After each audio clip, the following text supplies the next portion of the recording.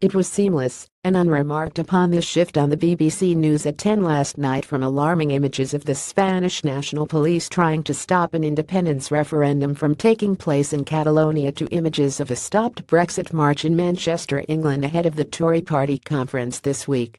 They looked different, and of course they were different.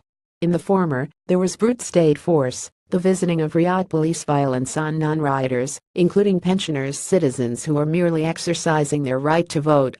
And in the latter, the usual army of the angry middle classes traipsed through the streets, faces painted in the colors of the EU flag, doing what every citizen has a right to do: protest against something. But there was a commonality, and the Manchester placards revealed it. Stopped Brexit, exit Brexit, they said. Or they depicted Brexit as a pile of shit that should be wiped away, erased, forgotten. In both Manchester and Catalonia, in different ways, the same cry went up: crush popular sentiment.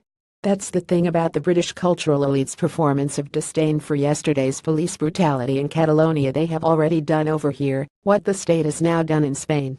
They have already raged against a referendum and tried to overturn it, though non-violently, of course, preferring to marshal the financial clout of the bitter business elite, the unelected power of lords, and the technocratic leverage of Brussels itself to diminish, or even destroy, the largest democratic cry in British history: the votes of 17.4 million people against continued British membership of the EU. And where the Spanish state seeks to curtail popular sentiment before it is expressed, the British elites, who rage against what Labour MP David Lammy called the madness and nightmare of the EU referendum result, seek to curtail it after it is expressed. Yet though they have different methods and choose different times to strike, the British warriors against Brexit and the Spanish attackers of Catalan voters share a common disregard for the views of citizens. That shocking image of a Spanish police officer carrying away a ballot box so that Catalan people could not express themselves is but a rougher, more honest version of the British cultural elite's relentless demonization of the low-information votes that went into referendum boxes here in June last year, and their demand that these votes now be ignored or watered down. Both of these spectacles, one violent, one peaceful, one preempting ballot box upset, the other following it, speak to a deeply worrying trend in the EU today, and among its influential supporters, of fear of citizens' views, and a deep fear of any kind of change or uncertainty. This is not to say that the events in Catalonia are uncomplicated, that they are a simple case of democracy against tyranny, of people against a state.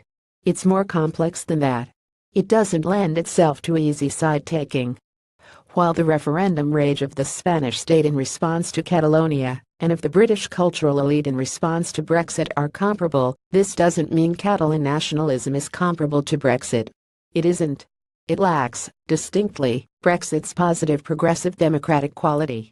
As many have pointed out, the independence referendum in Catalonia was essentially an illegal enterprise, given it had been refused a green light under constitutional law, a constitution that was voted through in 1978 by a huge majority of Spaniards, including 90% of Catalan voters. The constitution grants autonomy to Catalonia, but also affirms the indissolubility of the Spanish nation. It's a democratic constitution, and the referendum went against it. The Brexit referendum, in contrast, was legal, free, fair, nationwide, and democratic. What's more, Catalan nationalism has always been more separatist than democratic, a largely, though not always, middle-class cry for the protection of the region's economic privileges against the rest of Spain, and what Catalan independence leaders often view as Spain's culturally backward, politically unenlightened inhabitants.